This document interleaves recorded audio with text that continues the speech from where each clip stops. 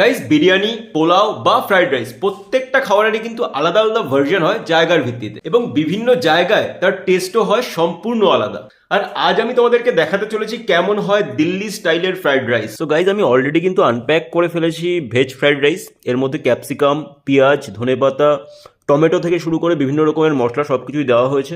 আর এই ফ্রাইড রাইসের সাথে আমি যা নিতে চলেছি তা দেখলে তোমরা অবশ্যই অবাক হবে, সেটা হচ্ছে দই।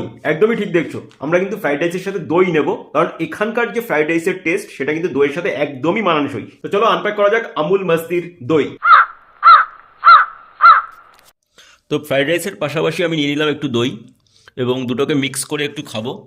তোমাদের হয়তো দেখে অনেকেরই হাসি পাবে, কিন্তু এটাই ফ্যাক্ট, এটাই কিন্তু দিল্লির স্টাইল, ফ্রাইড রাইসের সাথে দই। হুম এই ফ্রাইড রাইস আর দইয়ের কম্বের টেস্ট সম্পর্কে যদি আমি রিভিউ দিতে চাই একটা শব্দে, তাহলে অবশ্যই বলবো